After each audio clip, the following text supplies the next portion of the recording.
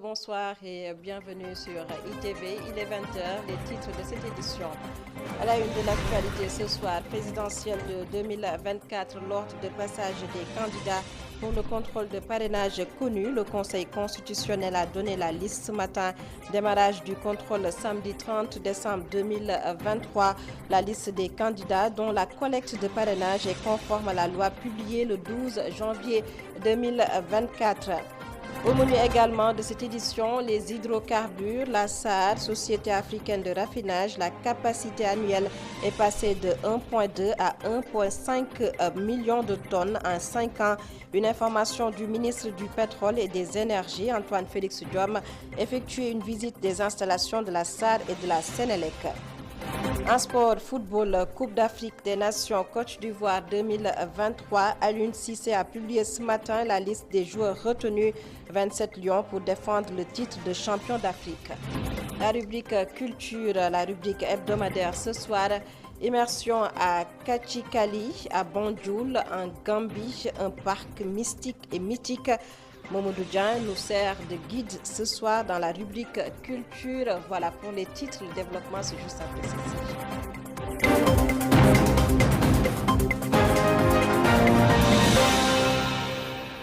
Bonsoir à tous et bienvenue de la politique pour démarrer cette édition présidentielle de 2024 février. Le Conseil constitutionnel a donné ce matin l'ordre de passage des candidats pour le contrôle des parrainages. Le candidat à la candidature Boubacar Camara, premier sur la liste. Aïda Mbodj occupe la 93e place. 88 candidats ont choisi le parrainage citoyen. Les détails avec notre reporter Abraham Paul Pouya. L'ordre de passage pour le contrôle des parrainages connu, le candidat Boubacar Camara est le premier à être tiré, suivi de Cheikh Hadjibou Soumaré. Le candidat Ousmane Sonko arrive à la 4e position. À la 17e place de Tchefal, le candidat de la coalition Idi Président 2024 est à la 30e place. Pape Djibril Fall, candidat de la coalition PDF 2024, à la 49e place. Karim Meïssa Wade à la 52e place. Habib Sy Malik Gakou arrive à la 53e place. Mimi Touré occupe la 66e place.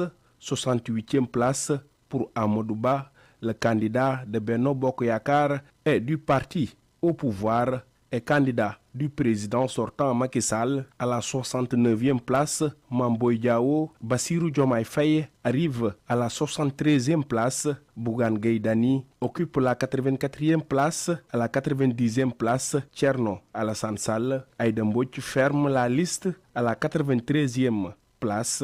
Au total, 93 dossiers de candidature déposés au Conseil constitutionnel. 4 dossiers ont choisi le parrainage des parlementaires, un dossier avec le parrainage des élus locaux et les 88 dossiers qui restent avec le parrainage citoyen.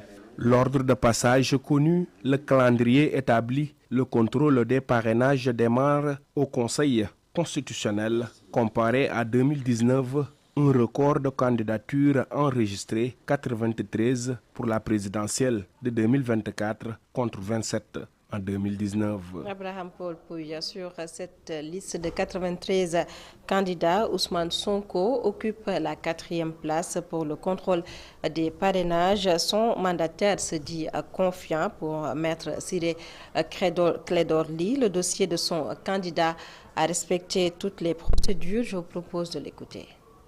La candidature de Ousmane Sonko est portée par une coalition de partis. Il y a le Front National. Il y a ensuite l'Union des forces patriotiques. Il y a enfin il y a un troisième, c'est le cadre de réflexion pour un développement intégral.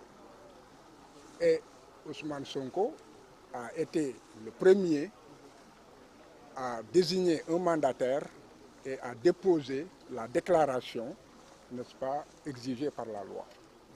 Par ailleurs, c'était le 11 décembre. Il a été aussi le premier à déposer son dossier de candidature le 12 décembre. Donc, il porte le numéro 1 dans la candidature à la candidature. Donc il est important qu'on le sache, n'est-ce pas? Et nous pensons que les turpitudes de l'administration, les obstacles de l'administration ne font pas la loi. La loi, elle est là, elle permet toujours à une partie de satisfaire aux obligations légales et nous avons satisfait à toutes ces obligations. Et pour Benno Bokk Yakaar, le candidat de la coalition a choisi des élus locaux. Le parrainage des élus locaux, selon son mandataire, le système de parrainage doit être révisé pour donner plus de chance aux candidats arrivés dernier lors du tirage. Le mandataire du candidat de la coalition Benno Bokk Yakaar, Benoît Sambou, que je vous propose d'écouter, il est avec Abraham Paul Pouya. Nous avions bien sûr prévu une telle situation. Nous avions prévu une telle situation, ce qui fait que nous avons déposé donc, dans le dossier le parrainage des élus. Donc, ce qui fait que nous sommes le seul parti, la seule coalition à avoir déposé le parrainage des élus. Donc, il n'y aura pas de conséquences. Notre position, il n'y aura pas de conséquences sur la qualité de notre parrainage et sur les risques de doublons. Mais de manière globale, je dis que beaucoup de partis qui ont déposé des dossiers donc, de parrainage sur la base donc, du parrainage citoyen vont avoir des difficultés. Mais nous, ça ne pose pas de problème, mais de manière globale, il faut toujours apprécier donc, les situations et travailler à ce que nous puissions continuer à améliorer notre système électoral. Avant de boucler ce chapitre, il faut noter que la commission de contrôle du parrainage est composée de 21 membres sur la réforme qui a mis en place cette commission. Le président de la commission de contrôle des parrainages, les explications de Mamadou Badjo Camara au micro toujours d'Abraham Paul Pouya. Il convient, pour bien comprendre la suite du processus électoral, de rappeler quelques règles que le Conseil a clairement énoncées dans les décisions numéro 1E 2023 et 2E 2023. Premièrement, tous les 93 dossiers déposés au Conseil constitutionnel sont concernés par le tirage au sort. Deuxièmement, parmi ces dossiers, seuls ceux qui présentent les 9 pièces exigées à l'article 121 du Code électoral et qui comprennent un nombre de parrains au moins égal au minimum requis par la loi feront l'objet d'un contrôle des parrainages. Cette mesure s'explique par le souci de ne point entraver les candidatures en accroissant les risques d'élimination du fait de doublons externes. Troisième point, l'obtention du nombre requis de parrainage validé est une condition nécessaire, mais non suffisante à la recevabilité des candidatures, celle-ci étant en outre soumise aux conditions de fond prévues par l'article 28 de la Constitution et aux autres conditions de l'article L121 du Code électoral. La cérémonie d'investiture du candidat de la coalition Sonko président 2024 interdite par le préfet le 24 se désole. Selon les membres de la plateforme, le pouvoir en place suit sa logique pour éliminer de la course Ousmane Sonko. Mamadou Mbouch, coordonnateur de la plateforme F24, que je vous propose de suivre, il est avec Aliou Sowa. Constatez que c'est la suite de ce qu'ils ont fait depuis plusieurs mois. Depuis plusieurs mois, on l'a dit, on a confisqué les libertés publiques et individuelles. On a interdit F24 combien de fois? Toutes les rencontres de F24 ont été interdites. Donc c'est la suite logique de cette démarche dictatoriale, évidemment adoptée par le gouvernement, qui compte sur la violence et la manipulation pour se maintenir au pouvoir. Et nous changeons de registre pour parler des hydrocarbures. Une augmentation de la capacité annuelle de traitement de la Société africaine de raffinage est à noter selon le ministre du pétrole et des énergies La capacité annuelle est passée de 1,2 à 1,5 million de tonnes en 5 ans. Antoine Félix Diome effectuait une visite des installations de la SAR et de la Sénélec. C'était en présence de notre reporter Babacar Seck. La société africaine de raffinage est fin prête pour prendre en charge le premier baril de pétrole brut sénégalais. La raffinerie a vu sa capacité de production augmenter. La SAR s'est suffisamment préparée et elle s'est préparée à temps depuis 2019, comme je l'ai dit tantôt, sur les hautes instructions de son Excellence Monsieur le Président de la République Macky Sall, afin de mettre sur le marché les quantités dont nous avons besoin pour satisfaire aussi bien les demandes en produits, que ce soit le super, que ce soit le gasoil, que ce soit les différents gaz, mais aussi que ce soit les autres produits dont a besoin l'industrie pour pouvoir fonctionner normalement. Pour la sécurisation des installations de la SAR et surtout des pipelines, le dispositif de surveillance sera renforcé. De veiller à la sécurisation des installations de la SAR, y compris ce pipe dont vous avez parlé. À sa construction, les emprises n'étaient pas agressées. Mais aujourd'hui, il faut le dire, les emprises sont systématiquement et de façon permanente agressées. Il y a un dispositif de surveillance qui est mis en place, mais au-delà, il y a une protection qui est toujours apportée à chaque fois qu'on se rend compte qu'il y a des difficultés dans le cadre de l'acheminement de ces produits vers le port. Donc c'est dire, en résumé, que des mesures conservatoires de surveillance et de renforcement du dispositif sont en train d'être mises en œuvre pour éviter que ne se produise une catastrophe. Pour apaiser le climat de travail à la SAR, un pacte social a été signé pour une durée de 3 ans entre la direction et le personnel. Babacar Seck, nous le disions dans l'édition d'hier, l'Inde qui décide de restreindre ses exportations de riz, une décision qui pourrait provoquer une pénurie de riz au Sénégal. Mais selon Moustapha Tall, la solution, la mise en place d'une société pour gérer la commercialisation du riz local. Le président du mouvement des importateurs commerçants des denrées de première nécessité estime que des discussions s'imposent pour des solutions structurelles. Je vous propose de l'écouter. Il est au téléphone de Abdourahmane Licha. La solution, c'est toujours d'actualité. La solution qu'on avait préconisée en 2008, c'est la même solution qui avait abouti à mettre sur pied une société qui doit gérer la vente de la production locale. Et c'est cette société-là qui va donner aussi les quotas aux gens qui sont agréés pour importer. Parce qu'on ne peut pas ouvrir le marché pour tout le monde. On ouvre le marché pour les multinationales, pour n'importe qui. N'importe quelle personne peut venir amener du riz au Sénégal. C'est le premier défaut. Donc il fallait l'organiser pour identifier ceux qui sont agréés. Et ces sociétés organisées doivent être organisées aux besoins. S'ils doivent même importer, on fait un appel d'offres international après la vente du riz local. Cet appel d'offres, le pays qui va répondre va nous donner un prix pour toute l'année et nous ferons les bateaux au fur et à mesure. Et les banques qui seront là ne seront pas une seule banque, mais une poule de banques qui va accompagner ces importations-là. Les ayants droit auront le riz, ils gagneront aussi un peu d'argent. Et cet argent qu'ils vont gagner, ils sont obligés de le réinvestir sur la production locale. C'est ce qui fait une autosuffisance grave.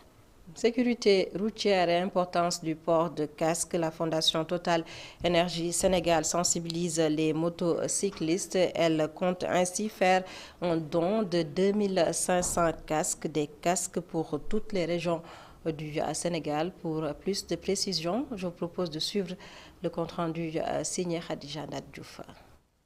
La Fondation a lancé une initiative. La Fondation Total Énergie Sénégal sensibilise sur les motocyclistes. Pour accompagner les acteurs, une formation a été initiée. Pour accompagner les utilisateurs de motos à travers le monde et principalement en Afrique où on a une forte utilisation de la moto. Total Énergie Marketing Sénégal n'est pas en reste pour accompagner nos utilisateurs de motos et pour garantir la sécurité à travers les routes du Sénégal. 2500 casques motocycles seront distribués dans toutes les régions du Sénégal pour plus de sécurité. Comme vous le constatez, on a une forte utilisation de motos tchak-tchak à travers le pays qui font aujourd'hui mototaxi, des motos qu'ils utilisaient pour les livraisons. Donc on passera par des séances de sensibilisation qui seront menées par notre partenaire, la nouvelle prévention routière du Sénégal, avec à sa tête M. Makhtar Faye, pour vraiment sensibiliser les utilisateurs et leur doter à la fin de casques pour leur... Nous, on a 2500 casques à distribuer pour le Sénégal et à travers toutes les régions. Bientôt les élections présidentielles, la Fondation Total Énergie a profité de l'occasion pour appeler les Sénégalais à préserver leur outil de production, qui est d'ailleurs un bien public. Khadija Ndadjouf du sport à présent, football, Coupe d'Afrique des Nations Côte d'Ivoire 2023. Aliou Cissé a publié ce matin la liste des 27 joueurs qui doivent représenter le Sénégal. Le sélectionneur national a misé sur la continuité et concernant le statut de favori du Sénégal pour cette compétition. Le coach des Lions, Aliou Cissé, estime que le Sénégal a toujours été favori avant même d'être champion d'Afrique. Le sélectionneur national Aliou Cissé au micro de Cheikh Diop et Gorgui Diaw Thiam. Bien sûr qu'on a de l'ambition. Moi, je suis quand même surpris des questions qu'on nous pose. On dirait que c'est notre première CAN. C'est vrai que nous sommes de nature très humble. Mais l'humilité ne veut pas dire qu'on manque confiance en nous. On a énormément confiance en nous. Personne ne nous a entendu taper notre poitrine et dire qu'on est meilleur que tout le monde. Et pourtant, regardez bien les performances de cette équipe nationale depuis 2015 à aujourd'hui. Sur le continent africain, il n'y a pas beaucoup de sélections qui ont touché ce niveau-là. Même sur le plan mondial, il n'y a pas beaucoup d'équipes qui ont touché ce niveau-là. Donc ça veut dire qu'on performe quand même depuis 5 ans, 6 ans, 7 ans, 8 ans. On a quand même certaines certitudes. Maintenant, comme je dis, on est attendu. Voilà. Tout le monde est sous pression, je le sens. Mais en réalité, comme je le dis, les matchs, on va les aborder un par un pour pouvoir bien les préparer et les gagner. Maintenant, sur la forme des joueurs qui sont blessés, oui, j'ai espoir, je suis optimiste. Je pense qu'un Gana Gueye, on peut le récupérer avant le 15 contre la Gambie. Je sais qu'un Nampalys Mendy, aujourd'hui, il en est à 2 semaines. Ça veut dire qu'il a commencé déjà la course. Il peut être à 100% avant le 15. En Boulaïdia, on peut le récupérer aussi, il n'y a pas de problème. Un garçon comme Sabali a repris la course aussi. C'est les garçons qu'aujourd'hui, s'ils sont dans cette liste-là, c'est parce qu'ils m'ont donné leur parole. Il y a énormément de confiance entre mes joueurs et moi. Ils ne m'ont jamais trahi. Quand ils me disent une chose, je ne peux que croire ce qu'ils sont en train de me dire. Voilà, quand un garçon comme Youssouf Sabali me dit « Coach, je suis OK, je suis prêt, je serai prêt », je n'ai pas de doute là-dessus. Parce qu'il ne m'a jamais menti. Voilà, donc c'est à partir de là. À 48 heures de la fin de l'année 2023, Thiès, la ville, a fait sa toilette. Les places publiques ont fait peau neuve avec des lampadaires et autres jeux de lumière. Une réalisation de la mairie et elle entre dans le cadre de la politique dénommée Thiès Ville Lumière. Isidore Alexandre Sen, correspondance. Lumière, ce slogan cher, Omer Babacar Diop devient une réalité. Depuis quelque temps et tous les soirs, c'est une capitale du rail qui irradie. Des lampadaires, des guirlandes, une fin d'année lumière dans toutes les grandes artères. Ça fait très longtemps et il n'y a pas eu une telle décoration. Ou bien certains même disent que de mémoire, ça ne s'est jamais passé l'histoire de cette ville. Et j'ai voulu moi-même et constaté et j'ai remarqué que les populations sortent. Et ça renforce notre idée de départ qu'il faut renforcer le cadre de vie. Et au-delà de cette décoration et à côté de la décoration, j'ai voulu aussi inaugurer certains ouvrages. D'abord le jet d'eau. Le jet d'eau que nous avons fini de réhabiliter. Dès son arrivée à la tête de la ville, le maire s'est fait défenseur des places publiques. Toujours dans cette logique, l'aménagement des dites places est une priorité pour Babacar Diop et son équipe. C'est un grand projet qui se prépare, notamment d'abord au niveau du site où il y avait le Micheland. Ce site-là aussi, nous avons déjà le plan, nous avons déjà l'argent. Au mois de janvier, nous allons lancer le projet pour la réhabilitation du jardin public qui était sur le site. La réalisation, par exemple, du jet d'eau qui rend plus belle la promenade des Thiessois, plus connue sous le nom de Place de France, a été faite de main de maître par un natif de Thiès. L'expertise locale au rendez-vous. Isidore Alexandre Sen, direction à présent le sud du Sénégal, les Kalounaï dans le département de Bignona. Dans ces localités, les populations font face à plusieurs morts. Sur place, la vie est précaire. Ces populations ont listé des doléances. C'était lors d'un pré-forum à Souda. C'était en présence de Hassan Ba. Après le désenclavement de cette zone, avec la réalisation de la boucle des Kalounaï, les populations veulent disposer maintenant des infrastructures pour valoriser l'énorme potentiel en vue de parvenir à un développement durable et inclusif de ce terroir. Le Karambé Nord, une organisation de développement dans les Kalounaï, a initié un périforum pour se pencher sur la question. Nous avons des ressources forestières, des ressources animalières, nous avons de l'eau, nous avons de la terre, mais malheureusement inexploitées. Donc l'idée c'est de faire ressortir toutes ces opportunités que nous avons ici dans la région, mais également de décliner les problèmes auxquels nous sommes confrontés. Malgré le fort potentiel agricole, les infrastructures sont quasi inexistantes, un problème qui doit vite trouver des solutions pour maintenir les jeunes dans le terroir, selon le président de Karambé Nord. Aujourd'hui, au niveau des Kalounaï, nous avons un sérieux problème de matériel agricole.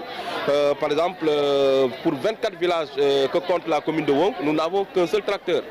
Nous n'avons pas d'unité de post-récolte, telles que les moissonneuses, les batteuses, les décortiqueuses, entre autres. Nous en avons besoin. Donc c'est cet état des lieux-là que nous voulons exposer aux yeux de l'autorité, que nous voulons soumettre à l'autorité, pour que quand ils vont venir au cours du forum, qu'ils viennent avec des solutions. Parrain de ce pré-forum, le secrétaire exécutif du Conseil national de la sécurité alimentaire pense qu'avec ce potentiel, les Kalounaï peuvent nourrir la Casamance. Il invite les jeunes et les femmes à se rapprocher des structures dédiées. Je suis venu leur dire et leur donner rendez-vous le mois prochain pour que concrètement, les jeunes viennent avec leurs projets, les femmes nous mettent sur la table quelque chose de concret et qu'on puisse ouvrir la voie, leur dire voici, là il faut aller, parce que l'info est importante. Si vous n'avez pas l'info, vous ne savez pas où aller, eh bien c'est comme si vous n'existiez pas. Donc, Les Kalounaï sont composés de 3 communes, Niamon, Wang et Koubalan.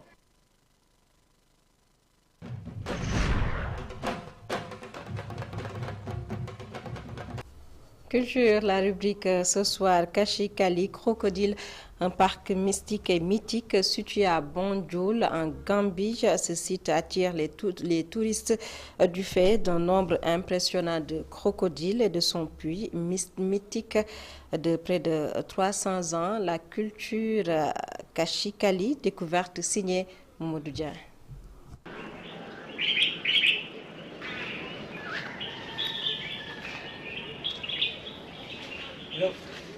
Situé dans la capitale Banjul, notamment dans le quartier de Bakau, Kachikali est un endroit mythique et mystique.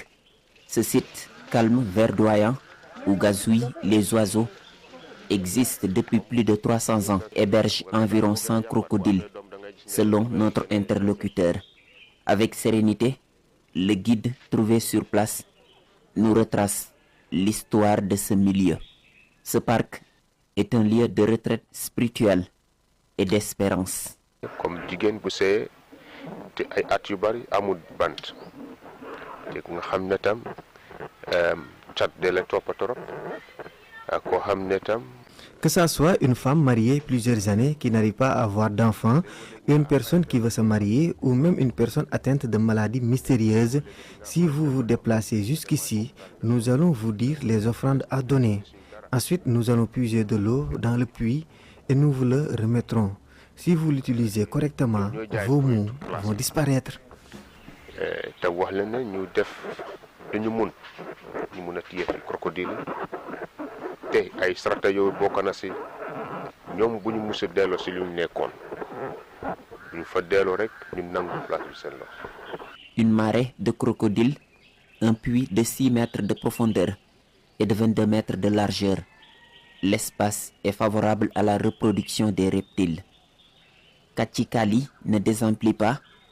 Des touristes visitent le site quotidiennement. Selon notre interlocuteur, en moyenne plus de 100 personnes par jour. Des visiteurs au contact direct de ces reptiles domestiqués et inoffensifs. Contrairement aux autres crocodiles qui se nourrissent de viande, ceux de Kachikali sont alimentés de poissons, environ 250 kg par jour. Kachikali vient du manding et veut dire soulever, un parc niché à Banjul.